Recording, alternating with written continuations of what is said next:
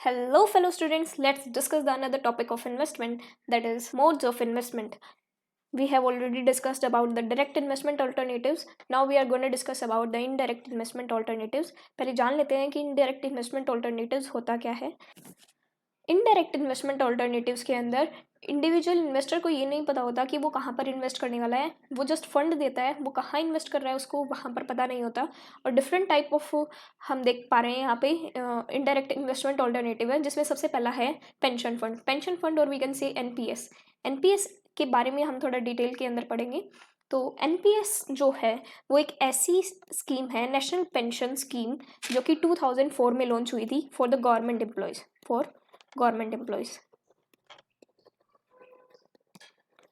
But 2009 में इसे हर एक इंडिविजुअल के लिए ओपन कर दिया गया. मतलब हर एक इंडिविजुअल एनपीएस के अंदर अपना अकाउंट खोल सकता है.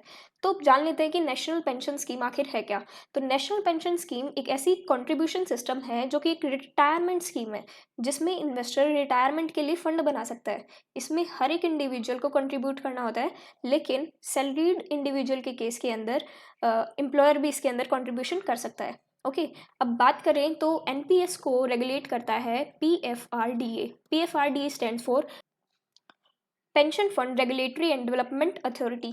तो ये रेगुलेट करता है एनपीएस को, नेशनल पेंशन स्कीम को. उसके बाद एनपीएस का स्ट्रक्चर समझने से पहले हम एनपीएस के कुछ टर्म से गो थ्रू कर लेते हैं ताकि उसको समझने में थोड़ी आसानी हो. तो सबसे पहला जो टर्म है वो है एनपीएस ट्रस्ट. एनपीएस ट्रस्ट का क्या मतलब है कि ये एक ऐसी बॉडी है जो कि यूज़र्स के इंटरेस्ट का सेफ गार्ड करती है. ठीक है. उसके बाद जो है सेकंड पे वो है CRA stand for central record keeping agencies. तो सेंट्रल रिकॉर्ड कीपिंग एजेंसी क्या करेंगी, सारा डेटा को मैनेज करने का काम करेंगी.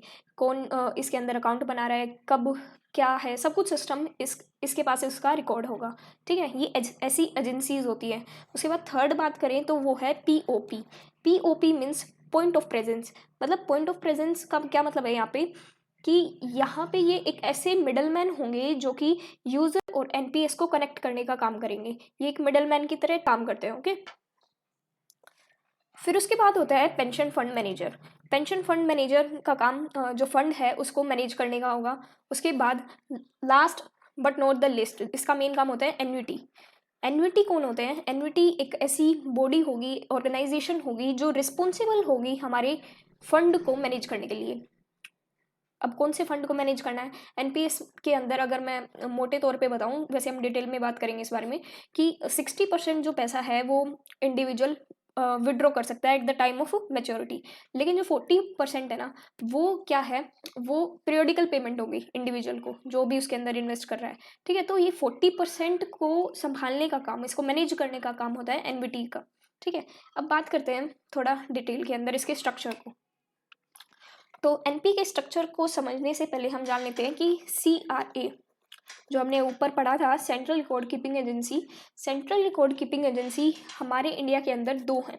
दो private owned central record keeping agencies हैं. First one is KFin technology and second one is NSDL. तो ये दो हैं सेंट्रल रिकॉर्ड कीपिंग एजेंसीज. और उसके बाद अगर बात करें तो POP, पॉइंट ऑफ प्रेजेंस हो सकती है, कोई कमर्शियल बैंक हो, कोई ब्रोकर हो, ये सब पीओपी की तरह काम करती हैं. ओके, उसके बाद कौन है PFM. हर इंडिविजुअल के पास ऑप्शन होता है कि वो अपने PFM को चूज कर सकता है.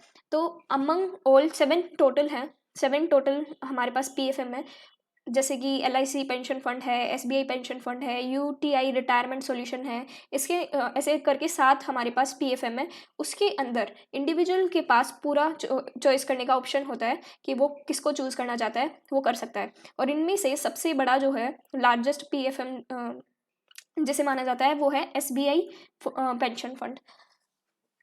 उसके बाद जो एनविटी टोटल हमारे इंडिया के अंदर एनविटी प्रोवाइडर 13 है. ठीक है, जैसे कि अगर मैं बात करूँ तो HDFC लाइफ है, LIC life insurance corporation of India, max life, Tata AAI life. Okay, तो ये जो है ये क्या है, एनविटी प्रोवाइडर है. इतना प्रोसीजर करने के बाद हर एक इंडिविजुअल के पास दो चॉइसेस आती हैं. एक तो है एक्टिव चॉइस,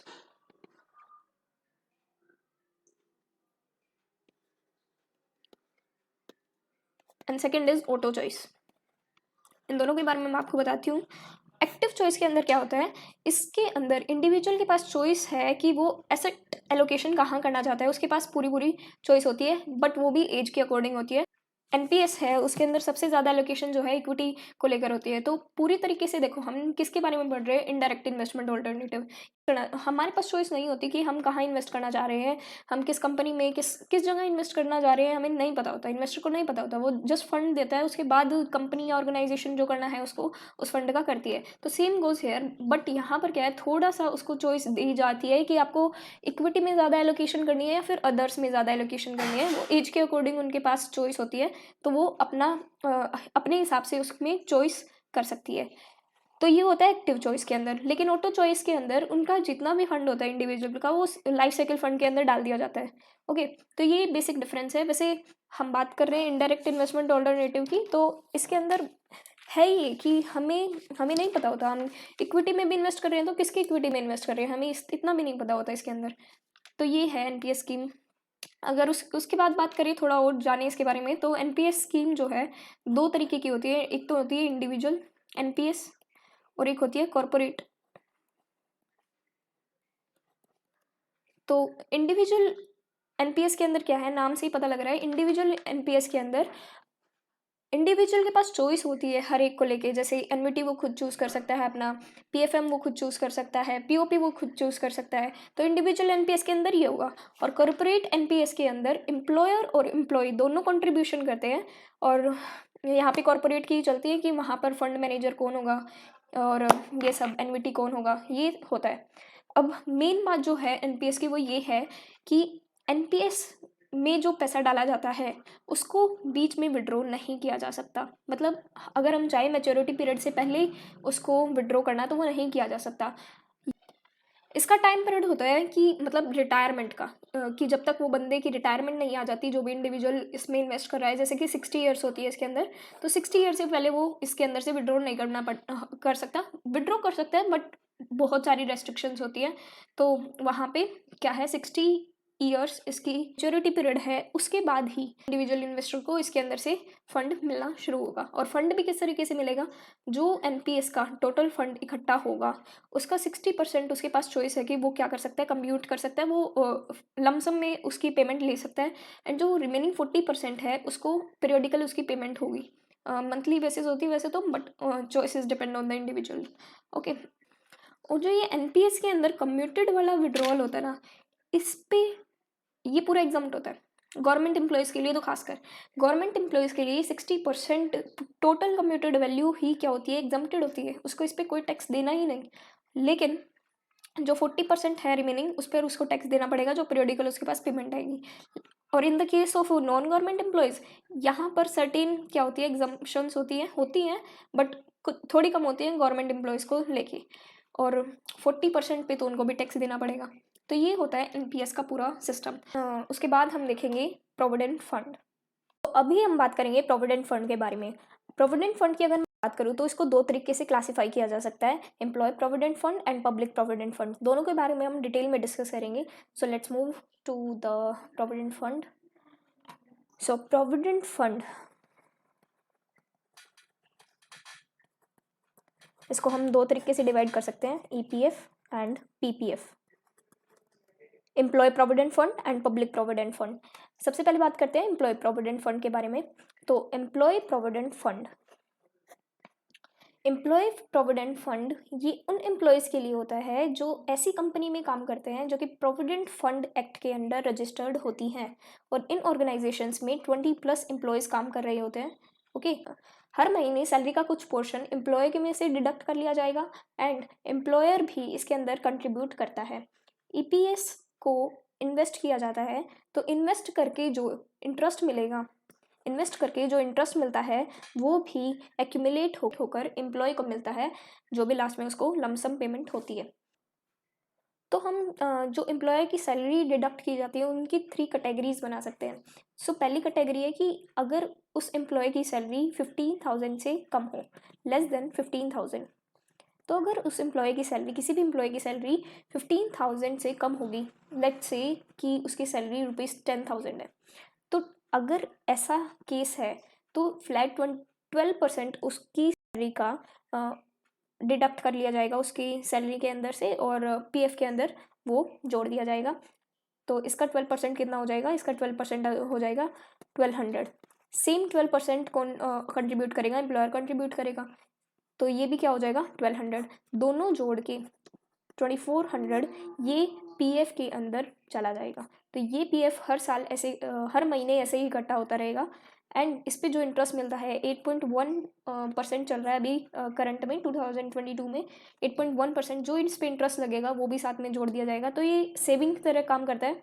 हाँ, इन हैंड उसके पास नहीं आएंगे, बट एक्यूमुलेट होकर इतना बड़ा जब अमाउंट आता है तो वो काफ़ी मदद करता है उस टाइम पे। तो ये हर महीने उसकी सैलरी में से डिडक्ट कर लिए जाते हैं। तो इस तरीके से पहला तरीका है। और दूसरा तरीका क्या है कि अगर उस एम्प्लॉय की सैलरी मोर देन 15,000 है, तो 15,000 से अगर एम्प्लॉय की सैलरी है तो उसके पास दो ऑप्शन होते हैं। पहला ऑप्शन कि मिनिमम अमाउंट, कि वो अपनी ऑर्गेनाइजेशन को कहेगा कि मुझे अपनी सैलरी का मिनिमम अमाउंट ही डिडक्ट करवाना है, पीएफ के अंदर डलवाना है। तो वो मिनिमम अमाउंट कितना होता है 12% ऑन 15,000। 15,000 का 12% ही उसकी सैलरी में से डिडक्ट होगा, बेशक उसकी सैलरी कितनी भी हो। लेट्स से अगर उसकी सैलरी ₹20,000 है, तब भी 15,000 का 12% दैट इज़ 1800 उसकी सैलरी में से डिडक्ट कर लिया जाएगा। एंड 1800 ही उसका एम्प्लॉयर उसके अंदर कंट्रीब्यूट करेगा, और सम टोटल 3600 ये क्या है पीएफ के अंदर डाल दिया जाएगा। दूसरा ऑप्शन क्या होता है एम्प्लॉय के पास कि वो कहे कि बेसिक सैलरी का 12% मुझे इन्वेस्टमेंट करनी है, कि मुझे मिनिमम अमाउंट में इन्वेस्टमेंट नहीं करनी 15,000 जो होती है, बट जितनी मेरे को बेसिक सैलरी मिलती है उसका 12% मेरे को इन्वेस्ट करना है। तो 12% ऑफ बेसिक सैलरी, ये उसके पास क्या है दूसरा ऑप्शन होता है। तो अगेन इसी एग्जांपल का देख लेते हैं कि उसकी सैलरी कितनी थी 20,000 का 12% 2400 ये जाएगा एम्प्लॉय की तरफ से, और एम्प्लॉयर के पास चॉइस होती है कि वो 1800 भी डाल सकता है और 12% बेसिक सैलरी का भी डाल सकता है। बट एम्प्लॉय को कन्विंस करना पड़ता है कंपनी को कि वो भी 12% डाले उनकी बेसिक सैलरी का, क्योंकि वो भी एम्प्लॉय भी क्या कर रहा है 12% डाल रहा है। तो लेट्स से 12% के लिए वो कन्विंस हो जाते हैं और वो 2400 कंट्रीब्यूट करते हैं। तो इन टोटल 4800 वो क्या करेंगे कंट्रीब्यूट करेंगे टोटल पीएफ के अंदर। फिर उसके बाद अगेन 8.1 इसके अंदर इंटरेस्ट लगेगा, और हर साल ये एक्यूमुलेट हो के at the time of retirement या फिर जब भी वो जॉब छोड़ेगा तो उसको वो लमसम अमाउंट मिल जाएगी। तो ये था पीएफ। अब पर अगर बात करें तो ये जो लमसम अमाउंट मिलती है at the time of retirement या फिर जब भी वो अपनी जॉब को छोड़ता है, जब भी उसे ये पीएफ का अमाउंट मिलेगा तो वो टैक्स फ्री होगा।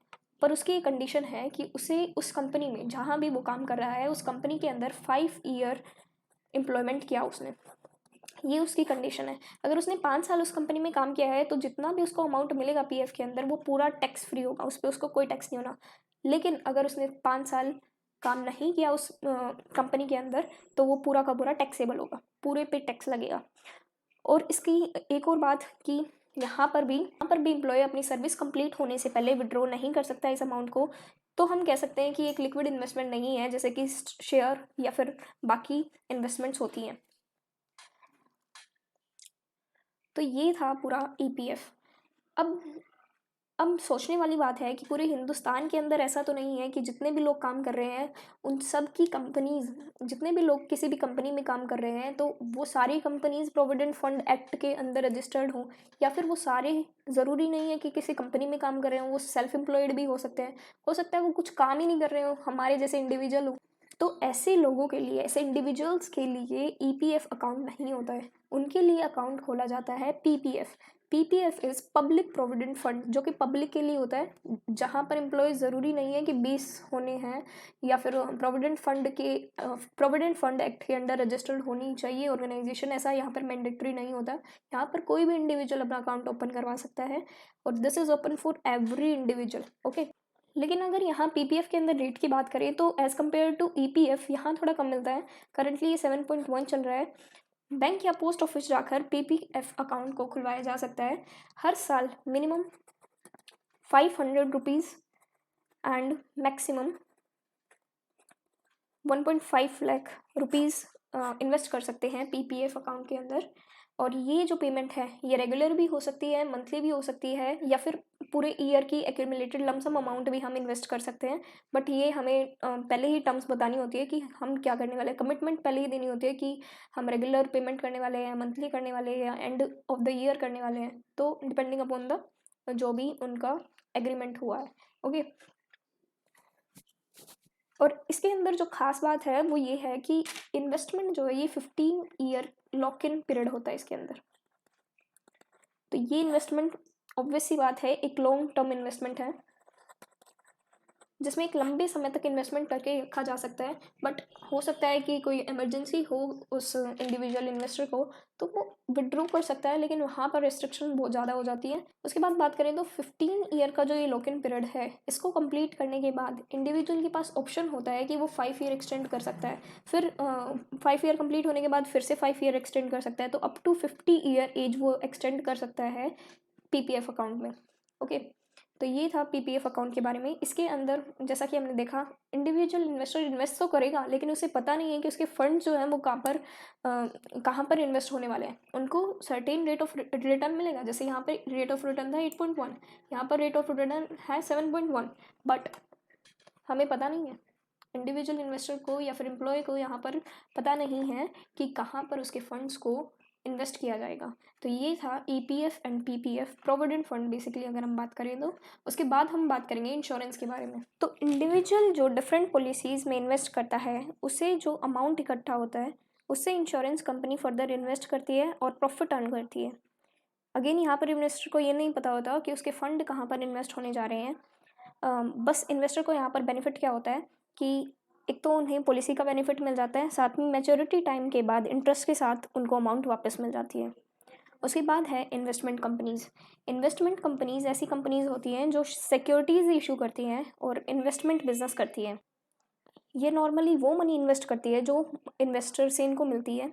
इन्वेस्टर को इसके बदले में प्रॉफिट या फिर लॉस के अंदर क्या मिलता है, शेयर मिलता है, जो भी इंश्योरेंस कंपनी को होता है। इंश्योरेंस कंपनी की परफॉर्मेंस डिपेंड करती है कि वो कैसी सिक्योरिटीज़ में इन्वेस्ट करती हैं। तो यहाँ पर भी इन्वेस्टर के पास कोई पता नहीं होता उसको कि वो कहाँ पर इन्वेस्ट करने जा रही है। It's up to that company कि वो कहाँ पर इन्वेस्ट कर रही है। इंडिया के अंदर काफ़ी इन्वेस्टमेंट कंपनी है जिसके अंदर एक इन्वेस्टर इन्वेस्ट करता है। उसके बाद देखते हैं यूटीआई। यूटीआई जो है म्यूचुअल फंड से रिलेटेड होता है। यूटीआई को अगर हम देखें तो ये 1964 में सेटअप किया गया था। ये एक पब्लिक इन्वेस्टमेंट इंस्टीट्यूशन है। इसके अंदर क्या है, यूनिट ट्रस्ट बनाए जाते हैं जिसके अंदर फंड्स को इकट्ठा करके फिर इन्वेस्ट किया जाता है। ये उन इन्वेस्टर्स के लिए अच्छा है जिसके पास स्टॉक मार्केट की डायरेक्ट एक्सेस नहीं है। इसमें इन्वेस्टर को यूनिट होल्डर बोला जाता है, जो कि पूरे फंड में से कुछ यूनिट्स को होल्ड करता है। दूसरी पार्टी होती है मैनेजर, जो कि इन फंड्स को इन्वेस्ट करता है जहाँ भी उन्हें करना है। यहाँ पर भी इन्वेस्टर को ये नहीं पता होता कि उसके फंड्स कहाँ पर इन्वेस्ट होने जा रहे हैं। मैनेजर खुद फंड्स को अपनी चॉइस के अकॉर्डिंग जो उसे सही लगता है वहाँ पर इन्वेस्ट करता है। ओके, तो ये था पूरा indirect investment alternative. So that's all about this video. Thanks for watching. Keep learning, keep growing, and if you like it, give it a thumbs up. If you have any doubt, feel free to ask in comment and subscribe for more.